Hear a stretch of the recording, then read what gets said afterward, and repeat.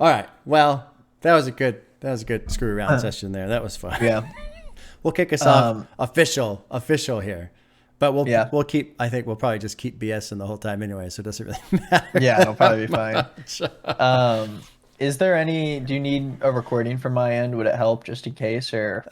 No, this is one thing where I'm ultimate slacker because I don't do any editing, and Yeah, it's just the Discord screen. and I have specifically done this with the intention, with the knowledge of knowing that if I got sucked into the editing aspect, I know how much time that takes, and I know Yeah. it'll just burn me out.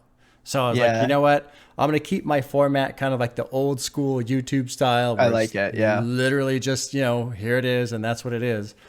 And so, yeah, I don't really worry about the editing side. Dude, it's good because then you start going in and then you're like, oh, I said this weird, and then you have to like, and you start worrying about it too much, and then you don't realize that most of the time people are just like, just have this on while they're cooking food or Right. while they're like working out or something, and it's like Yeah. they're not thinking about these tiny details.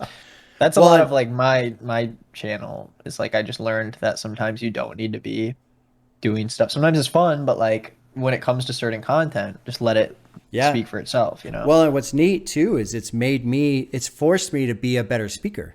I yeah. think about what I'm saying, and I have to force myself to slow down so I don't stumble over my words and say all this other stuff. And I still do it sometimes, but I have gotten better over the last, I guess, 9 months or so that I've been doing it.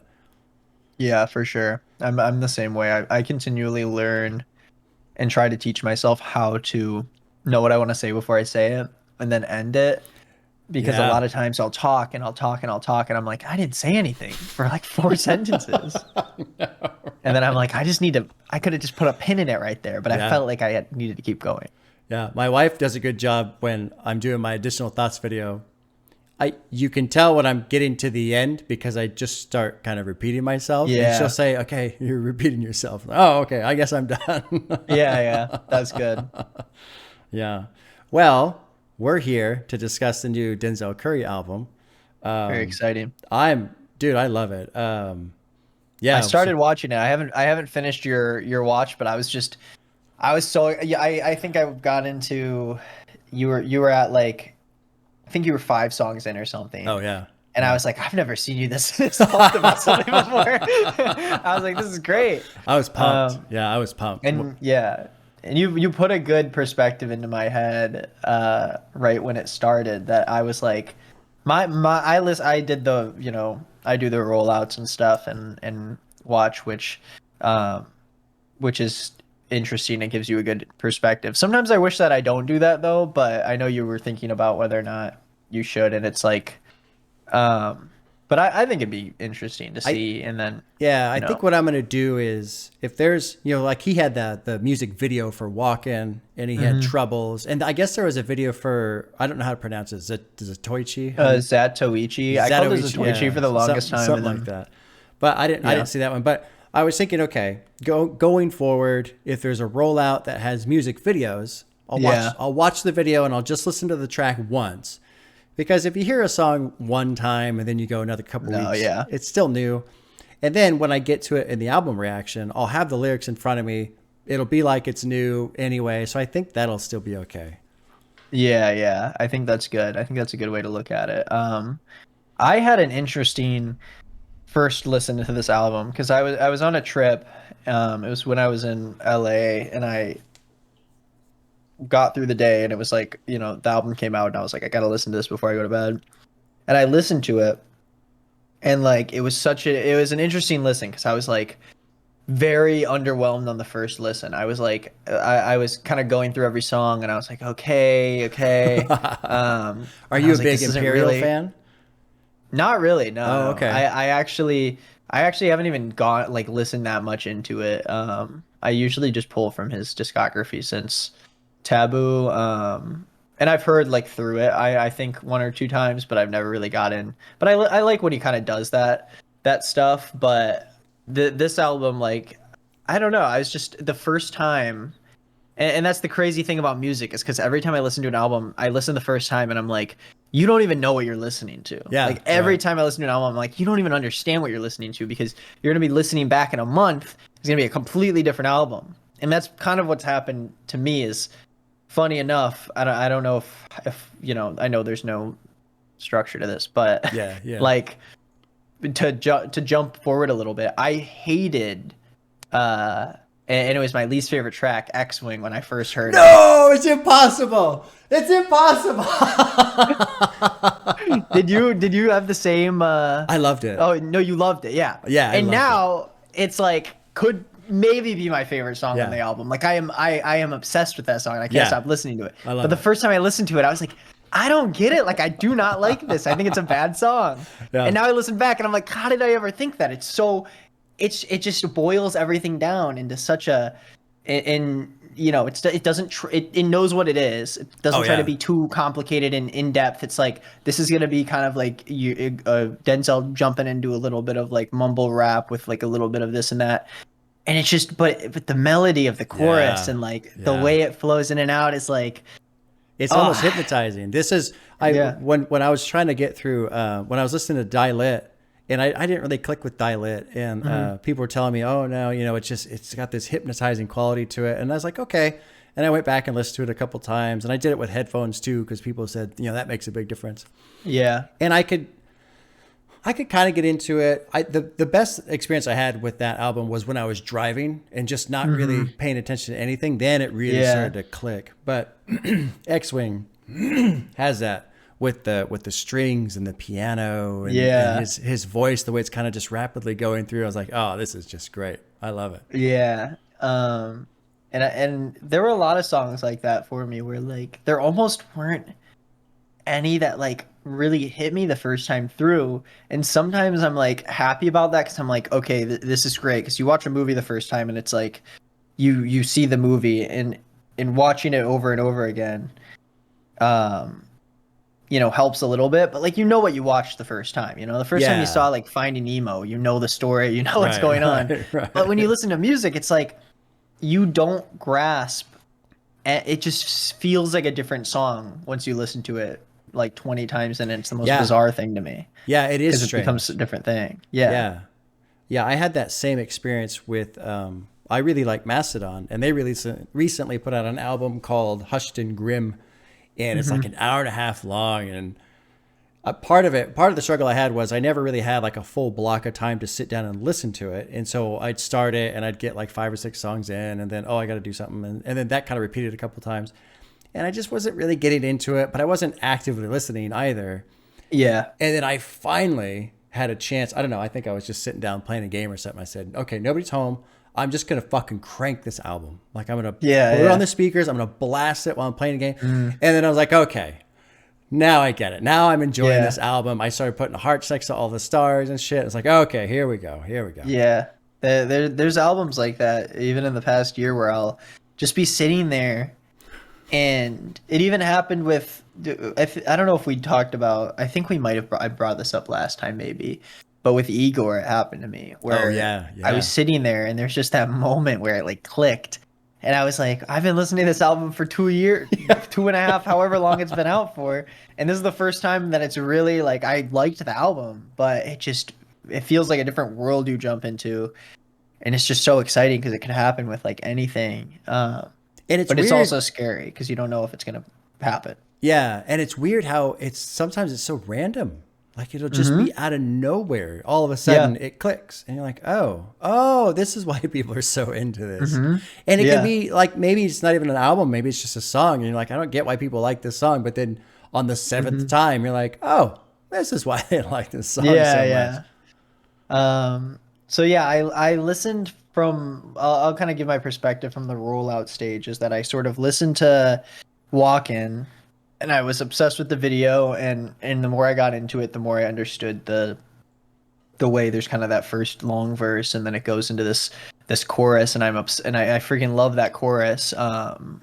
And when I listened to your reaction, I really started to understand and love the theme of like, from Melt Session to Walk In, where it's just like I gotta keep walking, keep pushing, keep walking, and I felt that same like vindication or like emotion from it that you were feeling at the time, where I was like, man, it really, like, I didn't grasp it when I listened to not even the single, but also not when I listened to Melt Session. I didn't fully realize the way he's just like talking about all this shit, and he's like, I gotta keep walking, keep walking, keep Yeah. walking, and just like put Yeah. it. It just you just imagine him putting his head down and just like I know it's gonna be better, but right now it's like I gotta keep on Yeah. doing this shit. You And know? man, those first couple, because is Walking the second track, or is that the Yeah, third? yeah. Yeah. Melt Session One and Walking, man. I mean, he really sets the stage for the whole Hmm. tone of the album. He just lets you know, here's all the shit I'm going through. Yeah, and I just got to push through it, push through it, push through it, push through it. Yeah, It's and incredible. What did you think of the video? Because if you saw the video before you listened to the album, right? yeah, I saw the music videos before, like as I listened to the song. I think Troubles with T-Pain, I think the video for that came out after the song came out. So like I listened to the track first and I liked it. Um but yeah, I loved all the videos. I definitely think you said you saw all of them except for Zatoichi, Yeah. which is like a wonderful video. It's a really great video. But I think all three of them are great. Now, Walken gave me the idea, and we talked about this in the other one, but it gave me the idea that this album was going to be a lot more, and not to say it's not conceptual, but I almost feel like less of a story from it than I did with Taboo, Oh, where it sure. felt like I really just had the idea that we were going to be in the universe of this like big sandy wasteland with Oh, Walken, yeah. and it plays around with it a little bit, but it definitely feels like, and I don't think it was a bad thing that he did that, but it gave me a different idea. Just the way the walk-in video happens feels like it's introducing you to this universe. Um, and I do think he set the stage for it. I almost am like, I feel like the tracks are all great and the production's great and everything's awesome, but I just felt like some of that didn't feel like it fell into that universe like it did with Taboo at least. Um, Yeah, but the Taboo videos yeah. are a little bit more tied into the theme of the They're album. very, yeah. It's a lot more in your face. But the videos are great, and I love the T-Pain track out of the three singles was probably my favorite. Yeah. It's just so fun, and I love T-Pain, and I wish more people had him on tracks because he just seems like such a good dude, and he's really good at what he does still. He's so charismatic. The video did make me enjoy the song a lot more. I liked the Hmm. song to begin with, but yeah, T Pain's just got this cool little energy in the video, and he's got his blue suit on, and Yeah. he's just kind of doing his thing. And it was like it made me realize, okay, this is just more of a cool party song, something to kind Yeah. of chill to and hang out to. And yeah, I liked that video. I really love the part where it's the line about how I got to roll up to the club in my mama's car, and then Yeah, like yeah. tiny little car and shit. Yeah, the visuals in that were great, and all the videos were different in so many different ways. Like Walken was very out in the open, sandy. Yeah. Zatoichi was kind of like this rainforest like training montage vibe where he was like fighting and stuff, and then Troubles was just kind of like very aesthetically pleasing and had was very Yeah. structured together. But I think those were great tracks to put out. To start it out. And um, yeah, I think the beginning of the album is great. I think I Robert Glasper was the one who did the arrangement on Oh yeah. Melt Session, Yeah. and he did an arrangement for the Unlocked 1.5 remix album also. Oh, okay. Yeah, and that was a really impressive instrumental he put together also. I'm trying to remember what song it was for, um but I really like I just it's such a good which one was he on? It was oh, I don't see it. Maybe it's like one of the it's just the first track. It's the one that Smino, the So Incredible song.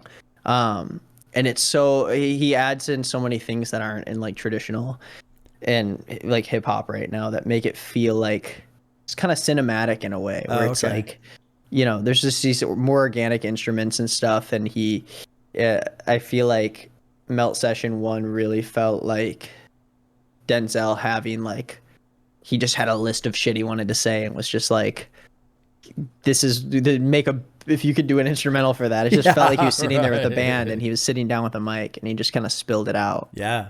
Yeah. Yeah. And, I wanted to say with the walking video too, There was one part that really stuck. Well, there were two parts that really stuck out to me. One, it's kind of, I don't know, halfway in, maybe 2/3, and he's walking, he's starting to get tired. And there's like, at first it looks like there's these other like slaves or something like that with him, but then it looks like it's him. It's multiple versions of him when he's getting shot in the back. Yeah. And I've been kind of thinking about that for a while, just what that's supposed to mean, because it was interesting to see different versions of him, but then he's specifically being shot in the back. Yeah. But of course he keeps walking, and then a little bit later he's on the dunes and he's walking by the dunes that are shaped like women, and he's walking by them. He's not like walking to them, which was interesting. And then he gets to that part with the end where he's holding, or the hand is like holding the little orb thing. Yeah. What are your thoughts on that? Because I never really pulled any ideas from that, and that was very, specific. At the end, he's looking up at this orb thing. Yeah, I don't know. I'm not between the two of us, I'm not the the analytical, deeper meaning guy. Sure. Which is why I watch your stuff and I'm like, okay, now I'm starting to, I like the sitting back and looking at the lyrics and stuff. But I love the visuals in it. I have no idea what it means. Yeah, I won't even start to pretend to think that I have some sort of insight. But yeah, it's a great video and leads really well into like the next few tracks. I feel like the track that Peggy produced was such a John Wayne great, and it reminds me a lot of a track that's on Cornballs that I'll probably let you know once you've listened to it that which song it is, because there's a lot of specific things, but you kind of can sense when it's his production overall. It's just so unique, and there's so much stuff in there that you can't even explain like what specifically makes you feel like it's a Peggy track. Right.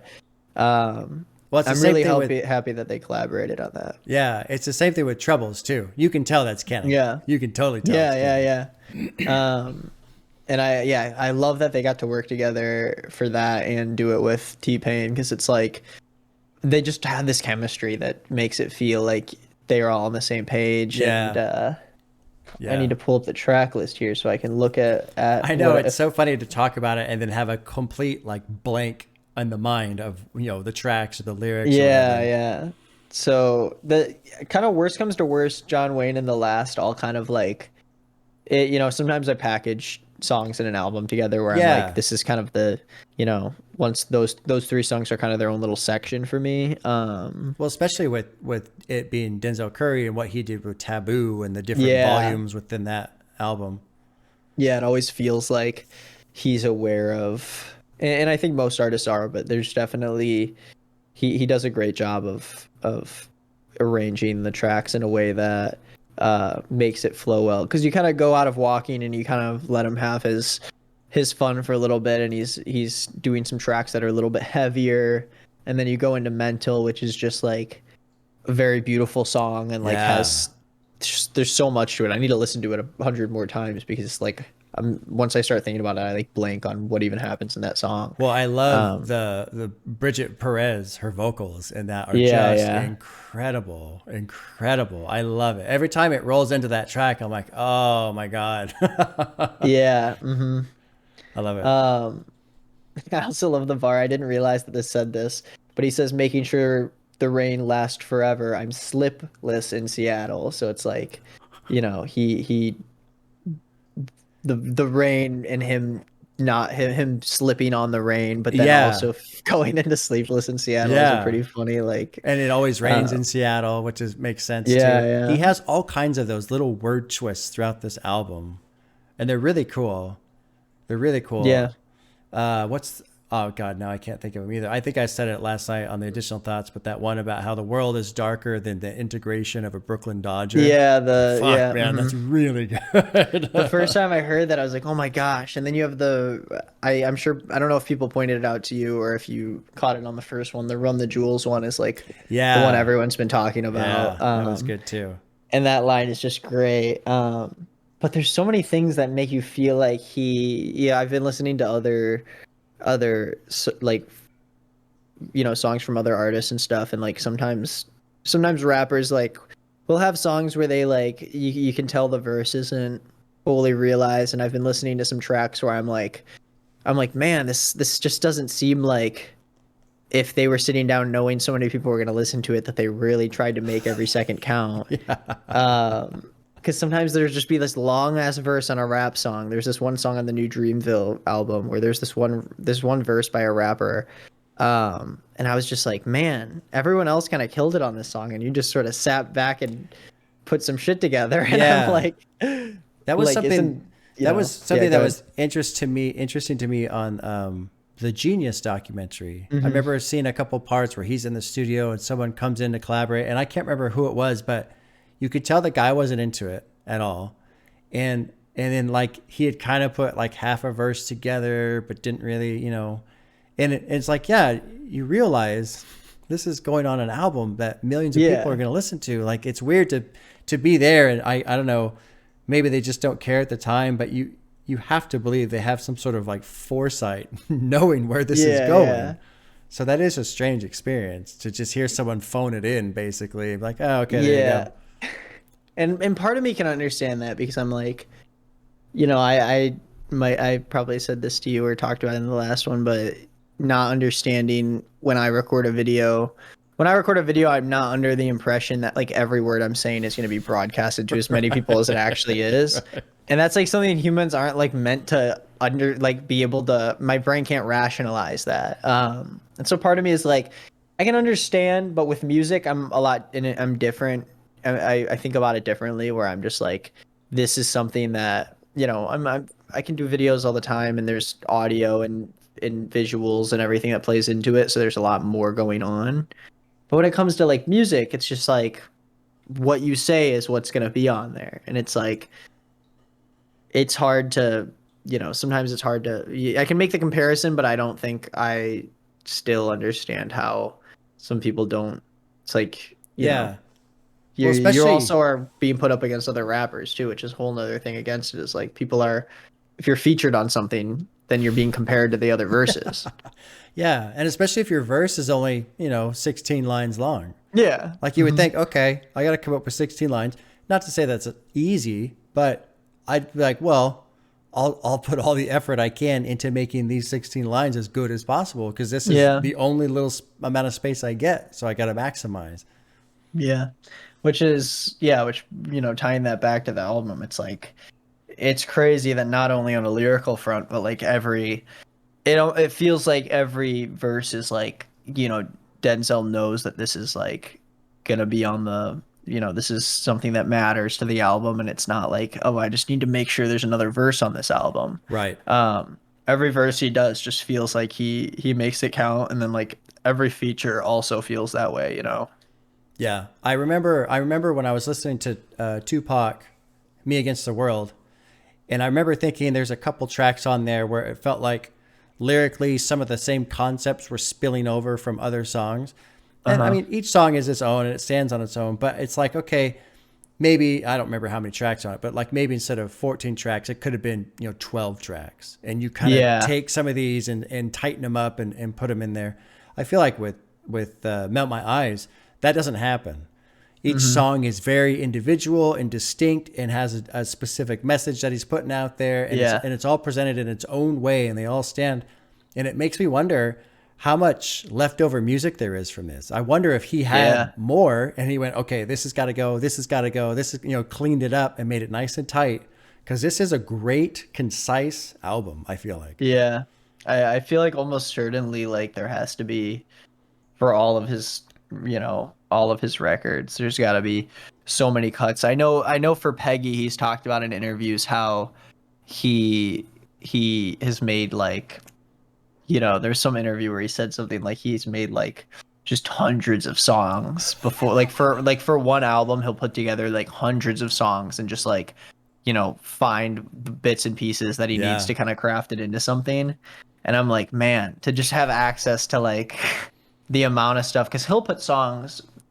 Peggy does like these vlog kind of things. I don't know if I'd call them vlogs, because it doesn't sound like something you do, but there's these things that he puts together that's just like kind of this compilation of what's going on in his life. Oh, okay. And it's always clips of him like either talking to a friend and sort of doing an interview, or just having a conversation, but then it'll cut to him like outside of like a gas station and it'll be him like lip syncing to some random track that like no one's heard before, and he'll just throw in little bits and pieces of demos that like never will be on an album, and you'll be like, oh my gosh, this is like one of the best songs I've heard this year, and it's just like never gonna be on anything. He posted something like that on Twitter the other day. He had like this little minute clip where he was doing something.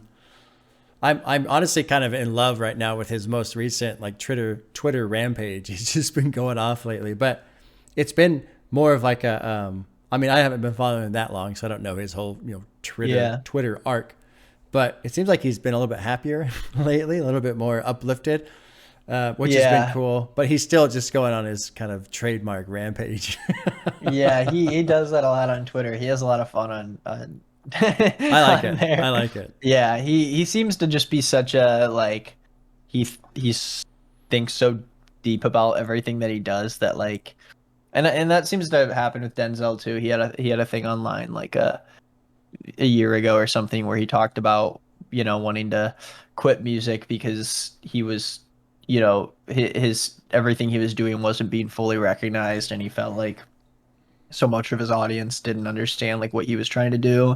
And it's crazy how much you see it with rappers, especially. It's like the pressure of dealing with either if you're on a label and then dealing with the fan base that comes with whoever you are, because there's just so many different pockets of hip hop fans that it's like you don't know where you're going to get placed, and the comparisons are endless, and the amount of critics. It's like I can't imagine spending as long as you might on a certain album and then like having to be under the pressure of whether or not that's going to be fully realized or whatever. Right. Well, and then too, let's say, okay, you make it and you're on a label, and then you have an idea like Denzel does with this, but then the label says, oh, well, no, that's not going to sell. You can't do that. You got to do this. Yeah. And now you're fighting with them, and now your whole creative process is being disrupted and pushed aside because they want you to make something else. And it's, what a fucking train wreck that would be.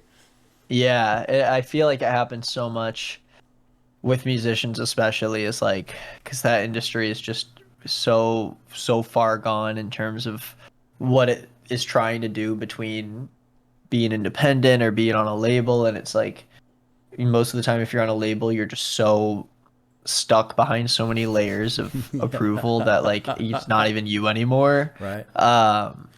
And so I don't know, it's a weird thing, and I'm happy that it seems like a lot of you get to see the side of a lot of those artists in that area when it comes to Denzel or Peggy or whoever else. No Name's a big one. Yeah. Who talks a lot. I have one of her hoodies on right now. I was going to ask about that. I saw that. I was like, I wonder if that's her thing, because it made sense since it's a book club, but it's got a machine gun on it. Yeah. Yeah, she does a lot of cool stuff with that, where they'll donate books to like people in prison and do different things where she'll have a different book every month that has to do with but it's a lot of cool stuff. If I was freaking smart enough to read often, I'm sure I'd participate. But I gave a little bit of money for the cool sweatshirt. Yeah.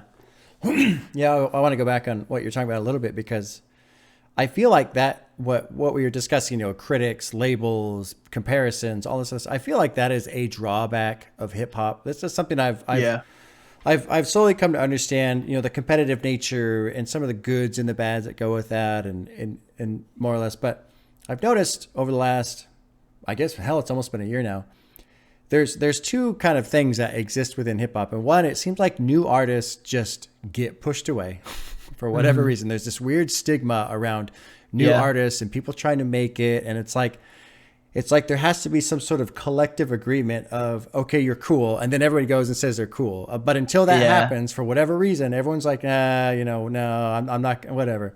Yeah. And then I feel like with the competitive aspect, everyone in rock has their favorite bands and all this other stuff. But I feel like the bands in rock just get to exist in their spaces. Yeah. And you're either into them or you're not or whatever, but there's not necessarily a lot of direct comparison between bands unless they're really close together. There's always the Megadeth versus Metallica or whatever. Yeah. But generally speaking, you can just enjoy all these bands. There's no like who's the best or whatever. And so I feel like hip hop suffers from that, because when you have new artists, Or you have an artist who's trying to do something new, like Denzel Yeah. did.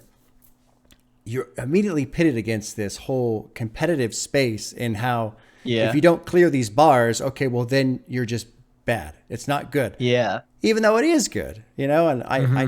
it's something I dislike, but it is part of the structure, I guess. But it sucks Yeah. for someone like Denzel who's pushing to do something new. Not to say that this Hmm. album's getting shit on, but anybody who's doing something like that, it's Yeah. a big risk. It's a huge risk, man. Yeah. And he's tried stuff before that has really like I've seen him do a few things in the time that I've been listening to him where his audience has just straight up been like just like super against it. There was something he did for DC. He did like this song for this comic they were putting out, and he tried like a lot more like screamo, Oh, okay, yeah. like dark metal stuff, and it was just everyone just shit on it, and it was and the song itself was definitely like questionable in terms of you either liked it or you didn't, and it was an interesting change of pace, but it's definitely tough because it's like I think there are a lot of pitfalls, but a lot of hip hop culture in that sense also is a lot of why it's great because it's like there's no other genre where there's so much conversation around the actual like artists themselves and the music gets to grow outside of like the album, it like gets to Yeah, exist in a right. space that some other genres just don't get to benefit from because they don't have the same type of audience. There's a lot of like indie rock fans or like people that are into like shoegaze music where it's like you have the artist you like and you listen to that music and it's great, but you know it happens a lot with bands too, just not having that person who's at the front of it all and whose image is the Yeah, one in the front. that's It's true. hard to follow them outside of that album, I think. um and I think you know I in all art I always like all art. Politics is art, and it exists, and no matter what, you're not going to be able to escape some form of politics when it comes to art, because even in absence of politics is still saying something, Yeah. um and so it's like I think because of how connected it is, there's so much, you're always saying something with your art, and it always is going to exist outside of that realm. And I think that's why it's great, is because that competitiveness plays into the music, but at the same time, it suffers a lot from the type of people that enjoy certain genres, because there are certain pockets of hip hop where it's very gatekeepy and very tough to Yeah. find your footing in. And there's a lot of parts of hip hop that are very, open and welcoming and great, as, all genres are. Um, but I don't know. Yeah, it's an interesting conversation because it's like, what are the like? How do you balance Yeah. a It's difference of being connected to this person, following their career, and then it's definitely a double-edged sword. The yeah, competition, I have learned that the competition really forces people to do their best. Like you can't just go out there and half-ass it. You're going to get shit on for that. You got to give it everything. You got to hmm just constantly strive to make the best piece of music that you possibly can. Which I like to believe that most artists would do that to begin with, but maybe hip hop, there's a little bit more fire under you just because yeah, you're gonna be compared to these other guys. And so you're going right at them and you're yeah, trying to take them down. But then the downside is you can make something that's great, but maybe it's a little different. So then it doesn't compare well. So then, yeah, then it just kind of falls off, even though on its own it stands really well. yeah, and it's just the whole idea of how connected. I feel like more than any other genre, how connected the music is to the person who's making it, and Yeah. you don't find a lot of other genres where the lyrics are so specific. They reference very specific things about pop culture. They Yeah. talk about current events, and it's like there are a lot of genres I think that do that, but since it's not so. I think since like poetry and spoken word plays so much into hip hop, it's Right. much easier to be upfront about that.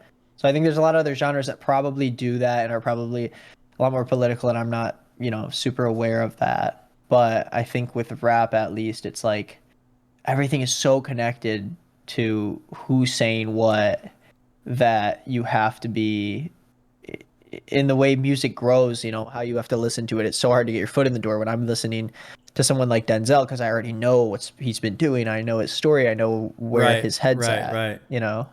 Yeah. Yeah. One thing I've noticed too, at least this is the impression I've gotten. Well, I'll pitch it up to you and you can see what you think.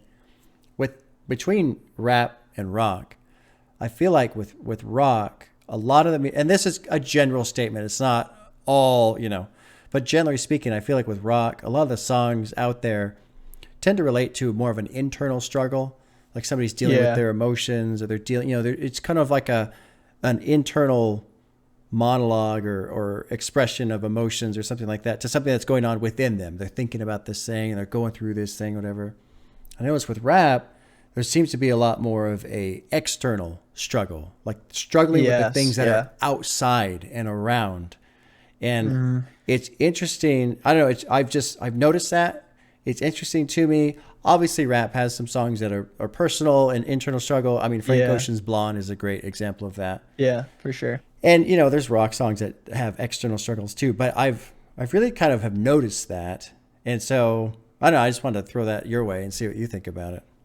Yeah, I feel like, you know, growing up, I listened to a lot of like I don't even know what the genre is, like alternative pop, rock, those kind of bands that Sure. are made for freaking middle schoolers and high schoolers. Right. Right.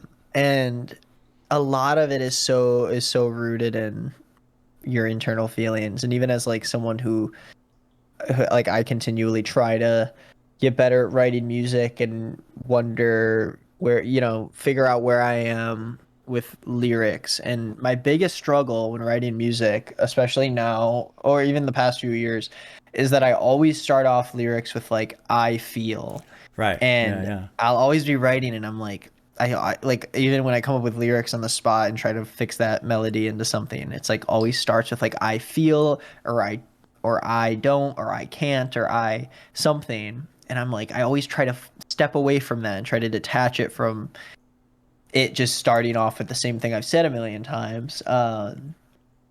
And I do think that it is the genre also that plays into that because there are, I'm sure, like a crazy amount of songs that are, rooted in what's going on externally with people and those genres and, the politics of what they're dealing with and, what the country's going through or whatever.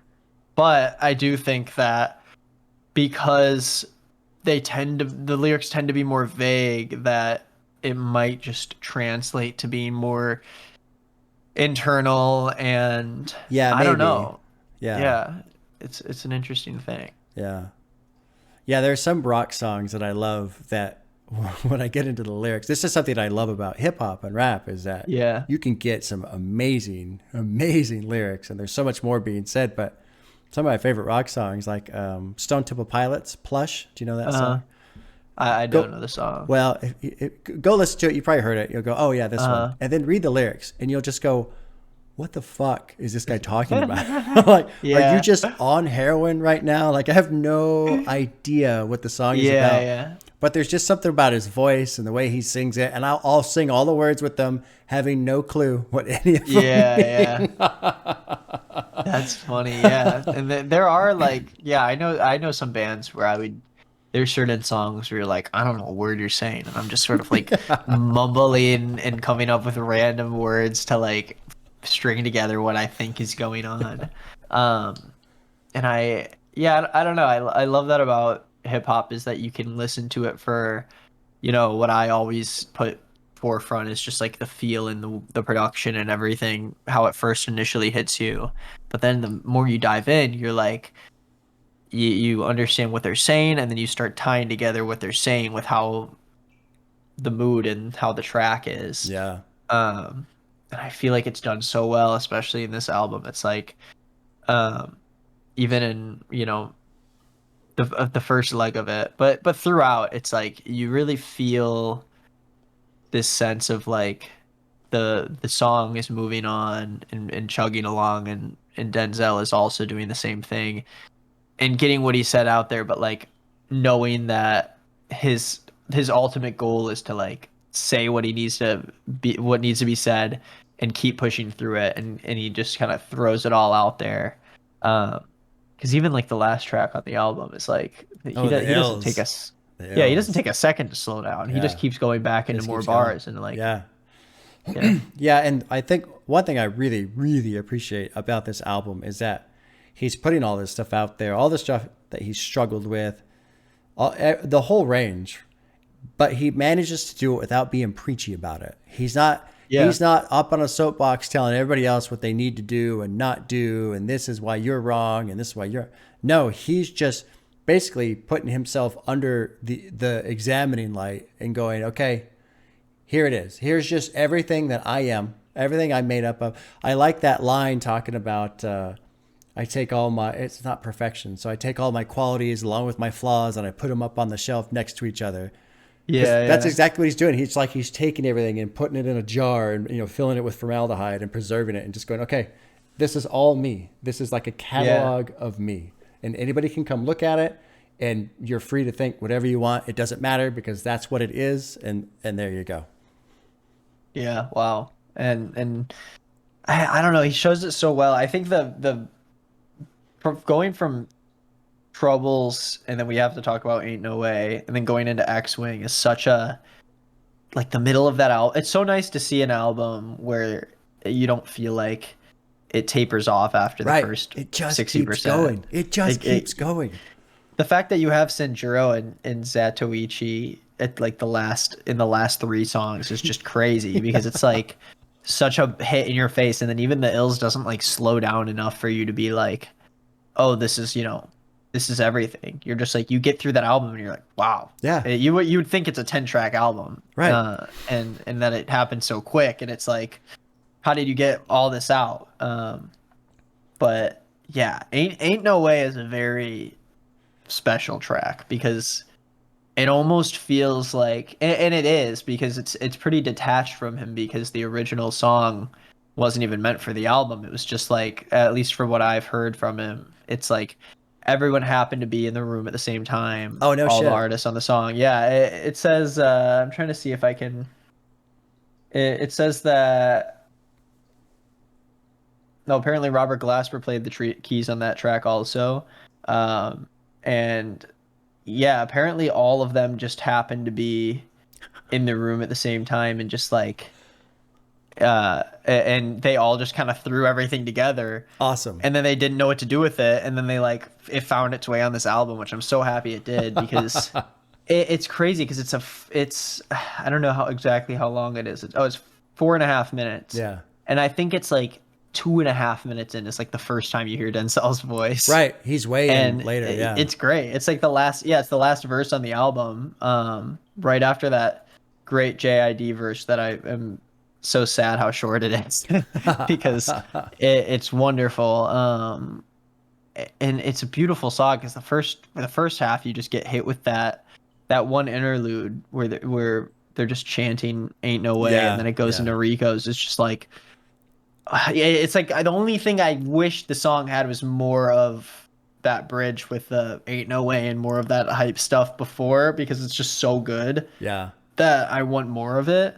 But it's like, the song goes from that and then translates into, or transitions into JID and Denzel's verses, and the beat is just so nice, and it's just, there's so much packed into 4.5 minutes There really is. Yeah. that it's great. I love it. That one makes me want to listen to. Someone was telling me that I guess Rico Nasty and Kenny Beats did an album together, and I'm like, oh my god, I want to hear that. I want to hear that. It's another it might be another 8-track. Like it's similar to Unlocked. and it's similar to Unlocked in the sense that I think they like really just hunkered down, and I don't know how long it took them to do it, but it is, yeah, it's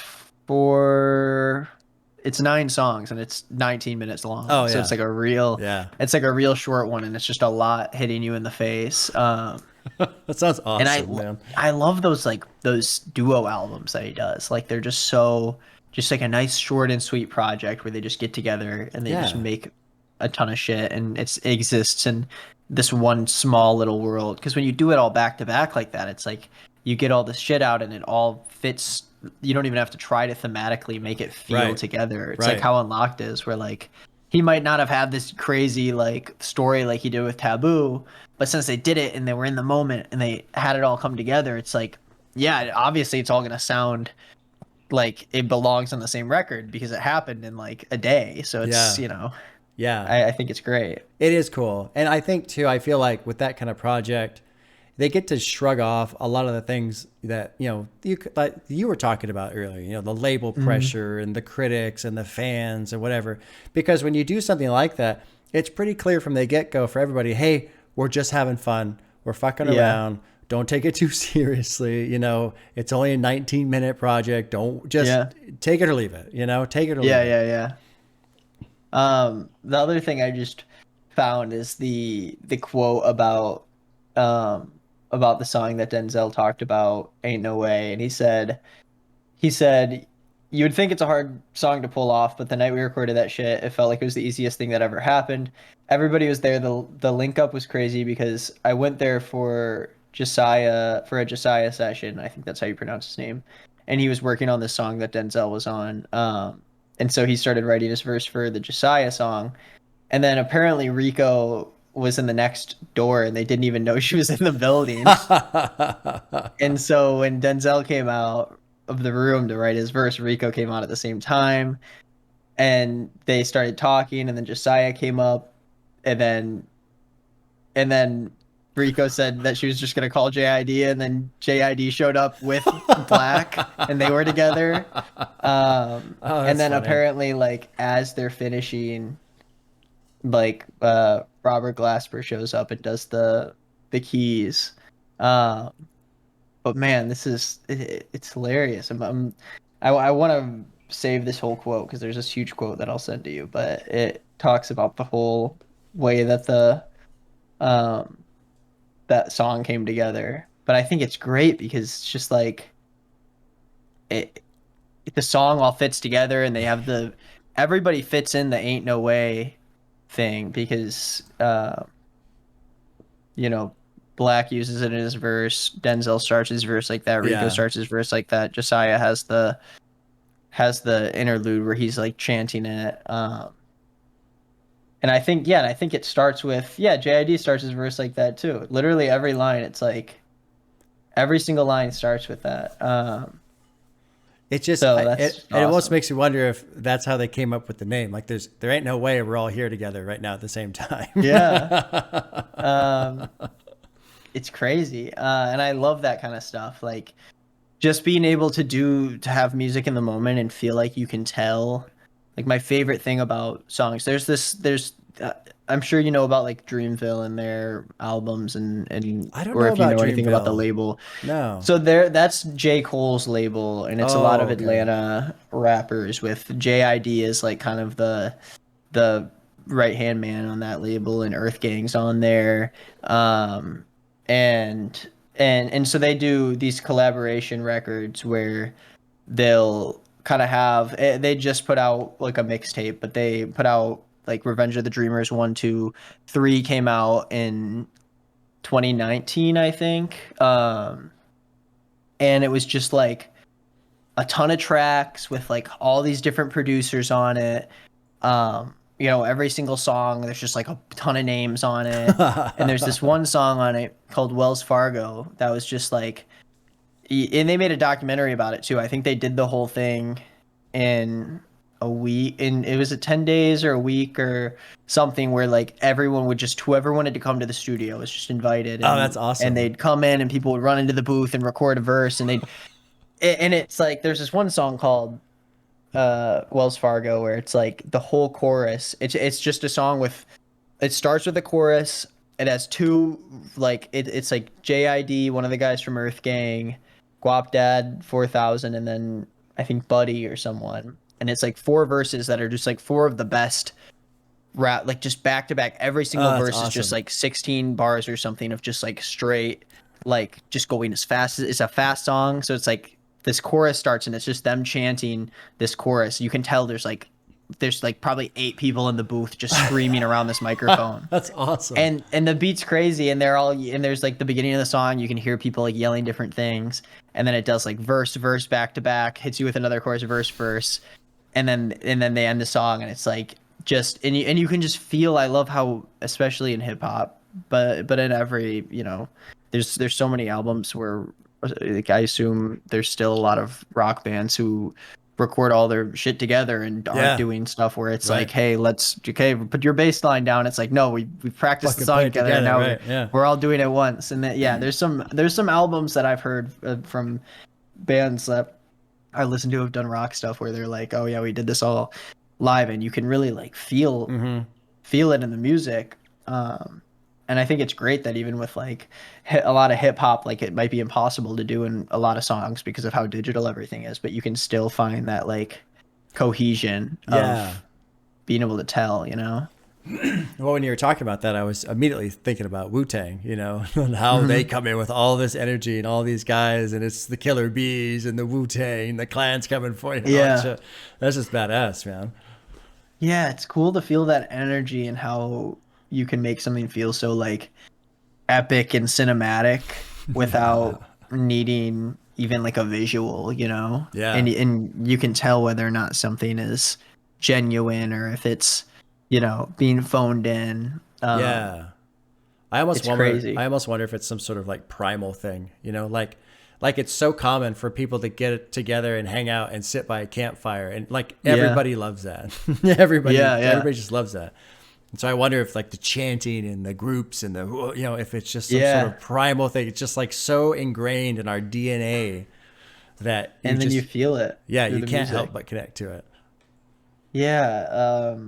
Forgetting what I was just about to say, but I was just gonna say it's crazy sometimes when you hear music, and like I don't know, like I won't I don't want to give like pretend like Melt My Eyes, See Your Future is some like crazy thing no one's ever done, because there's a lot that sure. It's not like the most experimental thing that's been happening or whatever, but with some of the things that happen in a lot of hip hop music, this is more just speaking generally, that like sometimes you see something.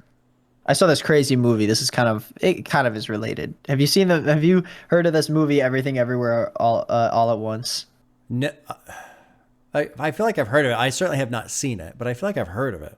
It came out, I think the wide release was just this past weekend, and it started rolling out in March, and it's this new A24 movie, which is this studio that has done like Hereditary and Midsommar, and they do a lot of those like indie artsy kind of films. Okay. But this movie was something where, and this happens with music too, where you watch it and you're like, wow, I thought you could, and you're going to hear about this movie a lot more coming up because everyone's starting to talk. It's one of those movies like when Parasite happened and everyone started like the word of mouth started building up and everyone was like, oh shit, I got to see this movie. And you're not seeing it in every commercial, but you're just starting to, and this is a movie where I watched it and I was like, I thought that they kind of did, with the current format of like film, like we've basically done like, there's bits and pieces of everything. We've done it all. Right. It's kind of the sentiment. It's like, I know we haven't done it all, but like, what else is there to really do? Like, how can you surprise me? Right. And I like watched this movie and I was like, wow, I've never, ever, ever had any experience like that in a movie.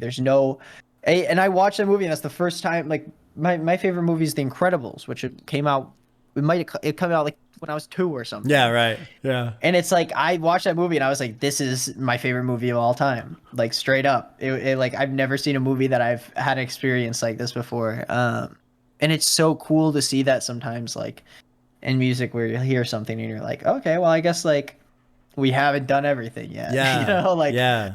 I can still be surprised. And that's kind of more of a general note on like everything we've been talking about, but this album did have some things. Lots of buzz around that Black Country New. What is it?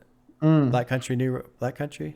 New Road? I think it's Black Country New Road. Yeah. Yeah, I can't remember the album name. It's I have a hard enough time remembering the group name. Yeah, yeah. But And man, my Discord was blowing up when people were listening to that, talking about that, and I listened to it a couple yeah. times. And yeah, I mean, it is one of those experiences where it's like, huh, yeah, there's still a lot of new shit, like completely unique, different sounds out there. Yeah, I gotta listen to that. I heard that I think the singer like dropped out of the band like a week before Yeah, or something like that. something like that happened. Which sucks because I need to listen to that and get into some of that stuff. And I've been getting into a lot of like I used to be one of those people in high school who is one of those I like everything except for country people. And Right. like the past couple of years I like got super into like Johnny Cash Oh, at the sure. beginning of 2021. Yeah. And I went to school in Nashville and I never got that. Like I never got into country or anything. And now I'm like kind of exploring this whole new world of like all this old country stuff and this even I'm sure there's even a lot of new stuff of people doing like, you know, some trying new things that it aren't just like that arena pop that country has been like labeled as. I have a hard time with that stuff. Like, I just can't help but think that this guy singing about his old truck and his blue Yeah. jeans and his dog is like, dude, you're a multimillionaire. You're not me. Yeah, there's so many people out there. Like who's the main one that it might have been Keith Urban or someone who like grew up in some like suburban town, like high class, Yeah. like upper class family, and like sings about how he's like how where he came from and how he came from the country, blah blah. Blah. And it's like, you know, I listened to some of the stuff from pre the like epidemic of pop country arena pop like Yeah. arena country shit, and it's like you really like there's such a culture in what Oh, used yeah. to be country and how like intense some of that music is, where it's Yeah. like wow, that's a whole genre that unfortunately people have written off because of you Yeah. know what country seems to be now. Yeah. And I'm sort of exploring that, and it's like crazy to see this whole different universe of music. And I'm sure the same could be said about like, you know, EDM. There's a lot of stuff around that gets a bad rep. Um, Well, who was it? There was a rapper who said that rap was dead. Wasn't that Nas at some point that said that? I can't remember who it was. This was a Maybe. while ago. I think this was like 2010. So I don't Yeah. know my history very well, but I remember somebody saying something along those lines. Because at that point, like it was all, what was it, like the bling era or something like that? I don't know. yeah. Nas had a studio album called Hip Hop Is Dead. Yeah. And it's So I like, think that's probably what it was. it is an interesting idea, especially with like country, because yeah, you listen to Johnny Cash or Yeah. God, I can't remember some of the other guys' name because I just don't listen to it hardly ever. Mm-hmm. But yeah, there's some great like dark, serious songs in there. But then Yeah. I listen to stuff today, whatever, if I happen to hear it, I'm just like, all I hear is pandering. That's all I Yeah. hear is pandering, and I can't stomach it at all, man. Yeah. And so that's why I get so excited with something like Denzel. I mean, obviously he's not country, but here's somebody who's throwing out there some pure music. You know, it's about him. It's real. It's all personal and relatable. And it's not somebody just trying to tell me something he thinks I want to hear, so I'll buy his record. Yeah. You don't see people pandering to people by telling you about like them being like molested as a young child Right.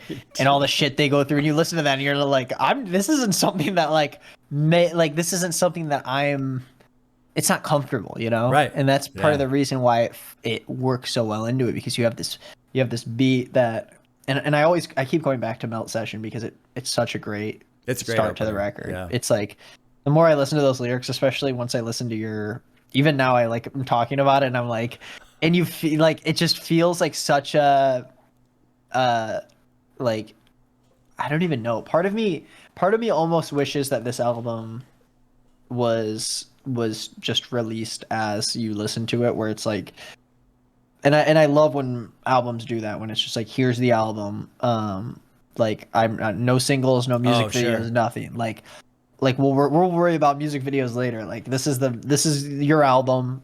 Now listen to it, and I love that. That's also like how Unlocked was released. It's how like Kanye's been doing his stuff, you know, the past few albums, which I don't really think that's by choice. I think he just gets so so far ahead that the moment he finishes the album, he's like, okay, I gotta release it. I don't care. And I don't know. There's something about it where I'm like that song specifically. I can't stop thinking about how well it fits into the idea that the rest of the album is saying. And I don't know. I'm hoping that I'm also wondering. It's called Melt Session #1, so I'm like, originally I was like, okay, well, there's gonna be another one later in the album, and there wasn't. And I was like, right. I was like, hey, maybe there's something he's working on that's like down the line with that, because it seems like a very specific thing to name the song, you know? Right. If you know, if that's not what if there's no #2, you know? That theme does play out though throughout the rest of the album. There's multiple times where he's talking about, you know, they melted my eyes melted, whatever. And I didn't watch the whole thing, but I saw the thing where he was talking with Anthony Fantano, and he explained "melt my eyes," and it was basically him saying, "I'm waking up, like I'm waking up." And that was another great line about how he can't be woke because he's been sleep deprived his whole life. Like he never had a chance to be asleep to begin with. It's a fucking great line. But that's great. Yeah, he if you go and listen, because I can't remember what track it was. I noticed it like 2 days ago. I was like, oh shit, he is in the background vocals, and there's somebody else singing, and you can hear him in the background. They melted my eyes, or something, something like that. Yeah. At the very end, yeah. And so he's just. I think really what he's trying to say is, you know, maybe that opening session was the first thing where he's like, hold up. Like maybe he's seeing something differently for the first time, and then from then on, it's just another layer, kind of like Taboo in a sense, where it's just you just keep getting all these different layers of all these things he's waking up to and realizing. And I honestly, what I get from it, he's because I had the same experience. I talked about this last night on the Additional Thoughts video. Was I feel like he's just taking the noise in life and going, okay, this has got to go. And this is like, this is a distraction. This is a distraction. This is not important. I'm not going to fucking care about this anymore. I'm going to focus on this, focus on healing, focus on being a better person. You know, really, that's what I get from it. Yeah. And I think that, I don't know, the more I listen to it, the more I enjoy it, and the more I'm finding things in different songs. I feel like there's a lot of songs that I haven't fully like gotten to the point I got into with, you know, how I've been with like Ain't No Way and X-Wing and Walkin' and all the other singles too. You know, there's a lot of stuff that I still need to continue putting on loop. And that's the thing about music that's so tough to me, is like I'm in a lot of the same boat where like I came into being a hip hop fan like a lot later than most people. And so I missed out on a lot of that early stuff, and it's like it's already so hard for me to get.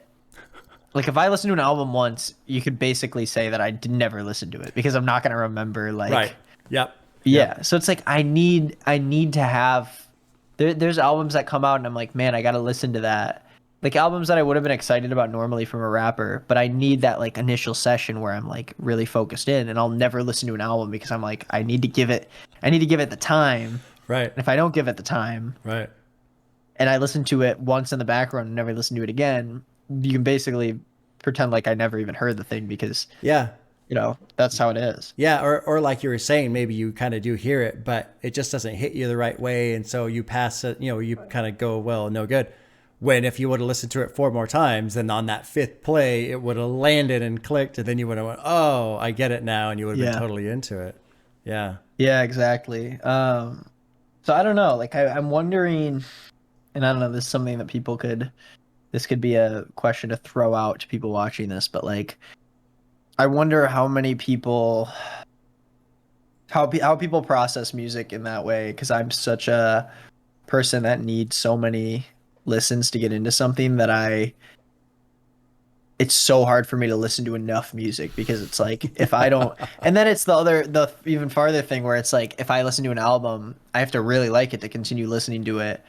And to continue listening through the whole thing. So sometimes I'll listen to an album that a lot of people are talking about, and if I'm not feeling it enough, I don't have a reason to listen to it in my shower, when I can listen to something else that I'm like really digging right now. Right. It's like, why would I jump into this song that I'm like very meh about, you know? Right. Yeah. And that's another thing.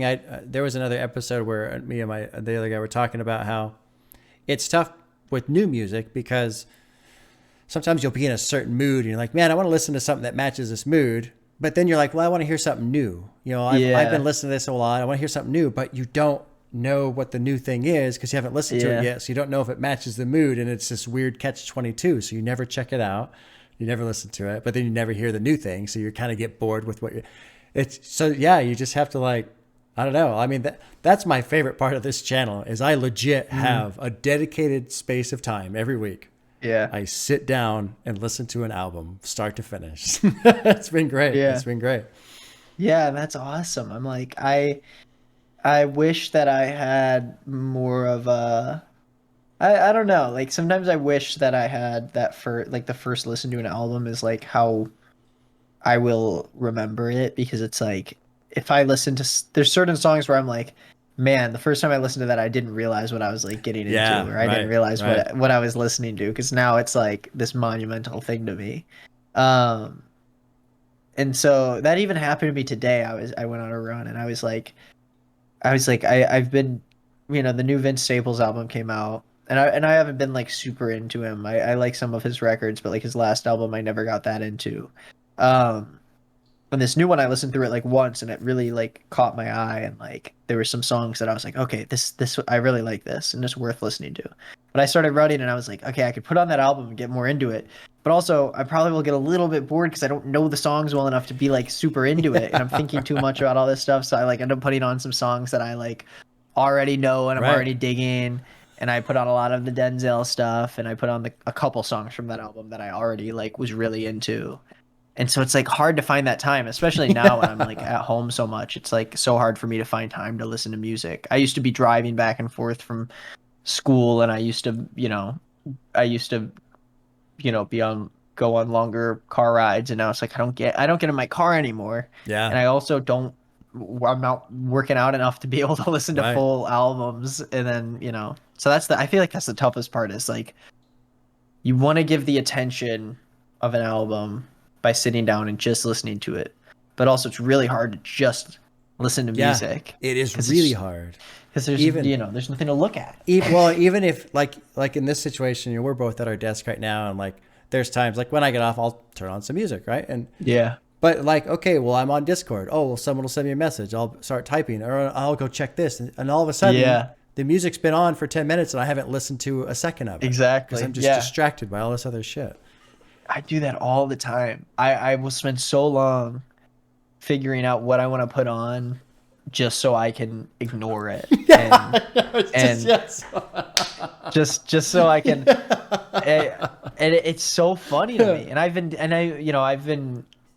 doing that my whole life and I think that's a very human thing to do, but also I've had ADHD from when I was like 14 and it's become such a habit for me.